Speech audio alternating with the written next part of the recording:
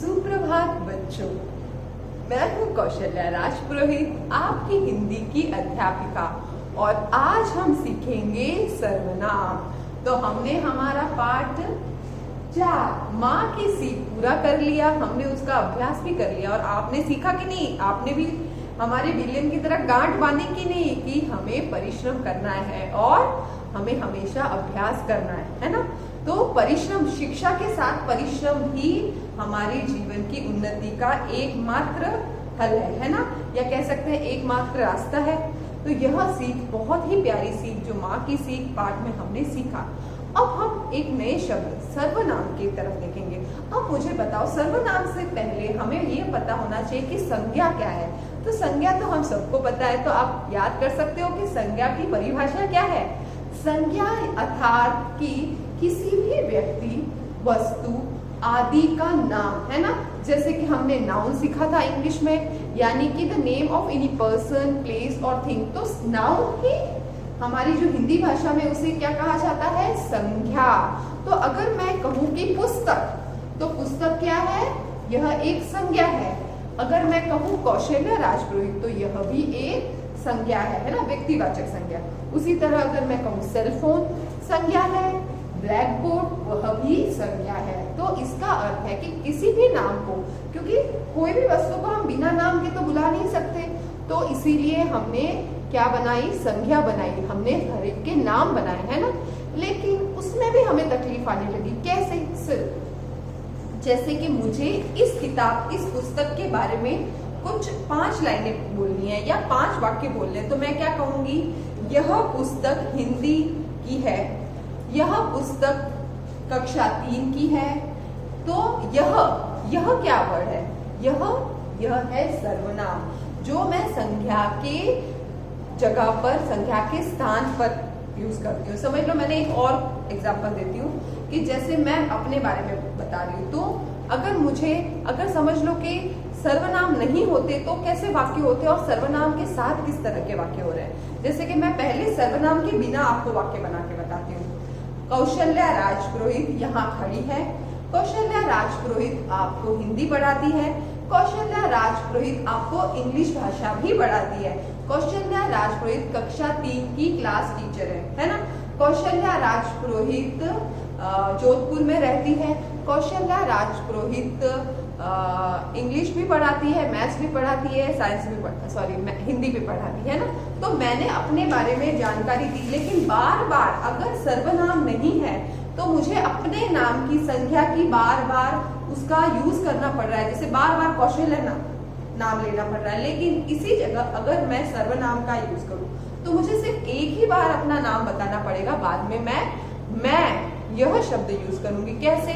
जैसे मैं कौशल्या राजपुरोहित हूँ, मैं हिंदी की अध्यापिका हूँ, मैं हिंदी भाषा के साथ इंग्लिश भी पढ़ाती हूँ, मैं जोधपुर में रहती हूँ, मैं कक्षा 3 की क्लास टीचर भी हूँ। तो मैंने मेरे जो वाक्यों को आसान बना दिया। कौन से शब्द से? मैं।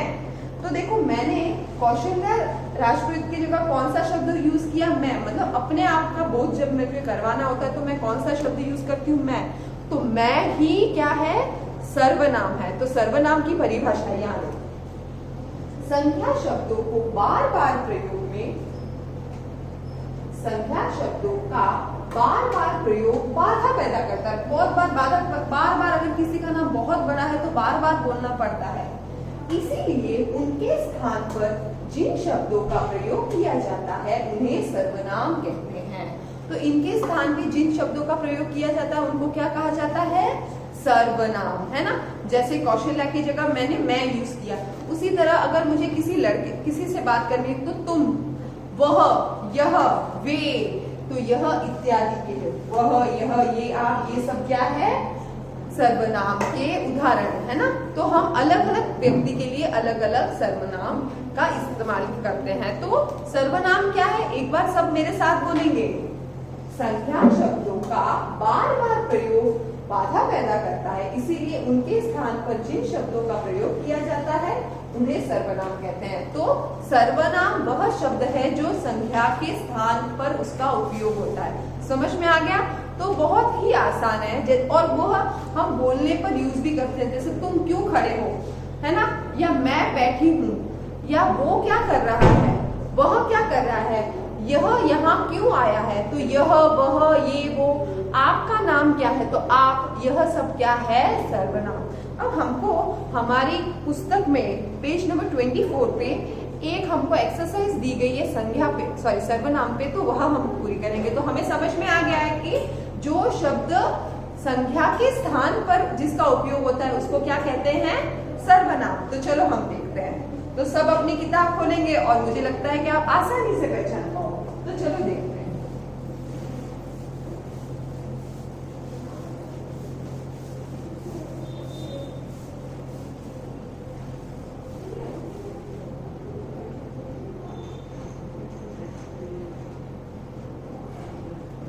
यहाँ पेज नंबर 34 पे संख्या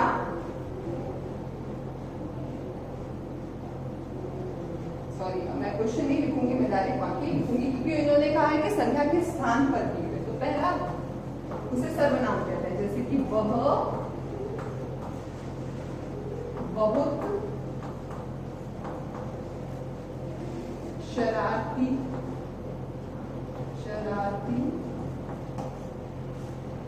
था, ये मेरा पहला वाक्य है। उसी तरह मैं सारे वाक्य लिखूंगी। उसे कक्षा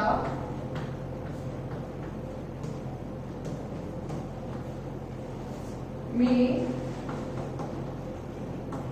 कोई न कोई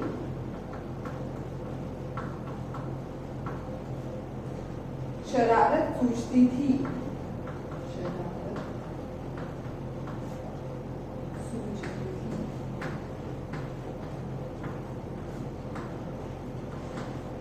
अगला वाक्य, ये तो बहुत ही सुंदर है,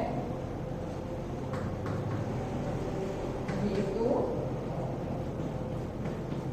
बहुत ही सुंदर है।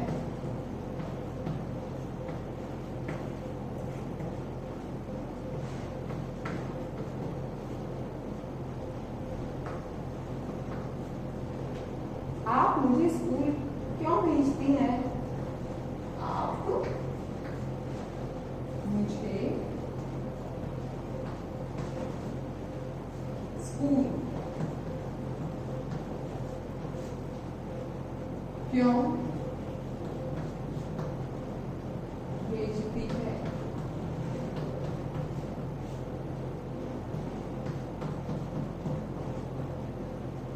और उसके बाद आखिरकार, इन्हें मेहनत करके, इन्हें मेहनत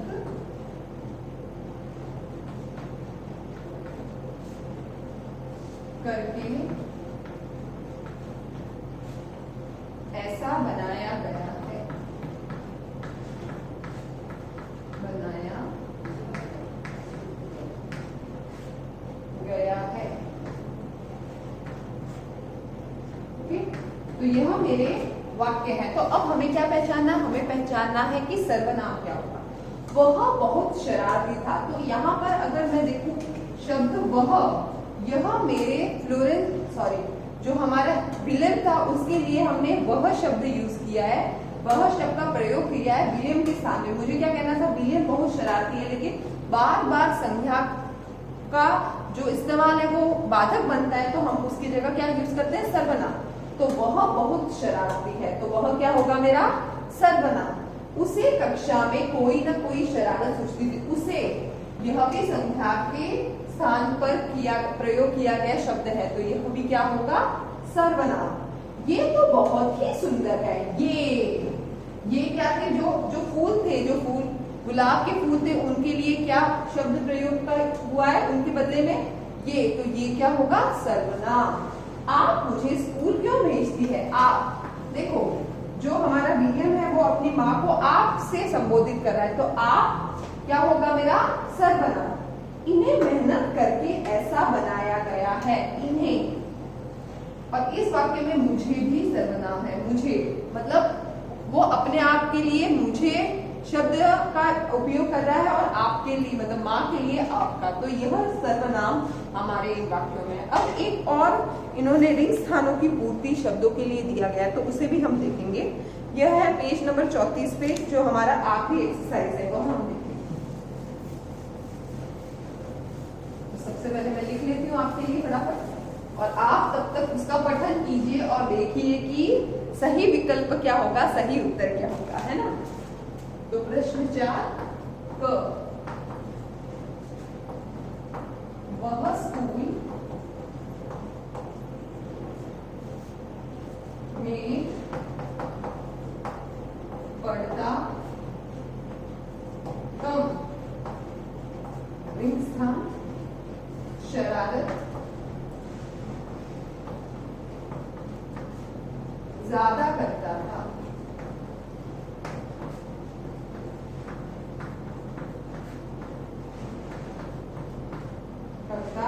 यहाँ पर मेरे दो विकल्प दिए इन्होंने, फिर और यह दो विकल्प दिए इन्होंने, ठीक है। तो यह मेरा पहला वाक्य है। दूसरा वाक्य,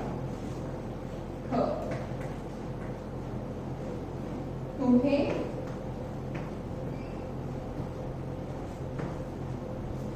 वे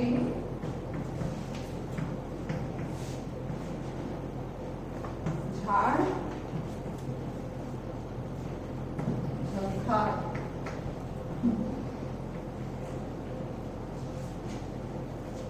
पसंद है।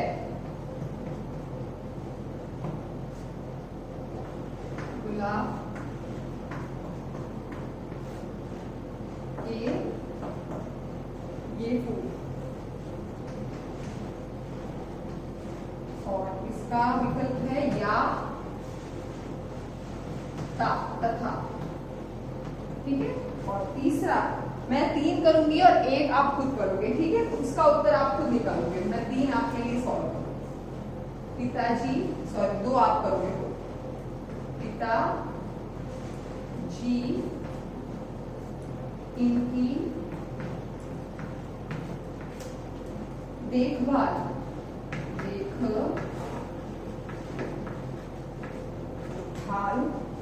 करते हैं।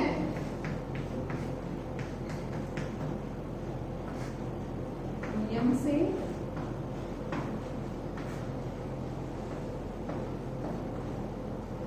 खाद्य पानी भी देते हैं।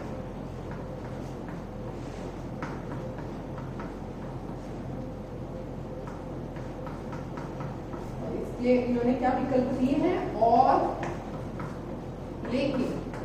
अब हमको दो विकल्प हर वाक्य में दिए गए और हमें सही विकल्प चुनकर हमारा रिक्त स्थानों की पूर्ति कंप्लीट करना है। तो देखिए पहला वाक्य क्या है, वह स्कूल में पढ़ता कम डैश शरारत ज्यादा करता था। फिर और या और क्या आएगा, और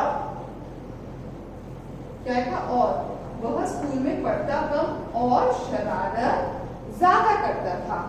तुम्हें वे झाड़ झंखाड़ पसंद है डैश गुलाब के फूल। यहाँ पर उन्होंने हमको 2 विकल्प दिए, या तो झाड़ झंखाड़ या फूल, तो यहाँ पर आएगा या। तो तुम्हें वे झाड़ झंखाड़ पसंद है या गुलाब के फूल।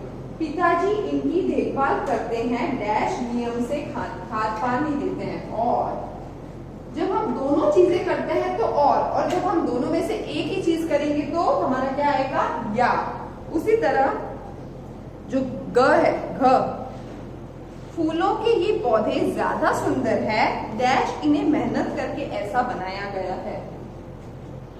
तो इसका क्या होगा, इसीलिए या क्योंकि रीजन दे रहे हैं ना, क्योंकि इन्हें ऐसा मेहनत करके बनाया गया। और उन्होंने एक्सरे मशीन की खोज की और भौतिकी में नोबेल पुरस्कार। जब हमारे जो 2 वाक्य हैं दोनों ही सच है तो और, दोनों में से एक सच है तो या, और जब हम कारण बता रहे हैं तो हम क्या यूज करेंगे, क्योंकि, ठीक है। तो इस तरह से हमारा पाठ यही समाप्त होता है। और आपको जो PDF मिलेगा उसे आप टाइम टू टाइम कंप्लीट करोगे और अभ्यास करेंगे, है ना, क्योंकि हमारी परीक्षा जल्दी ही आ रही है। तो मैं आशा करती हूँ कि आप हिंदी का जो अभ्यास है वो बहुत अच्छे से कर रहे हैं। धन्यवाद।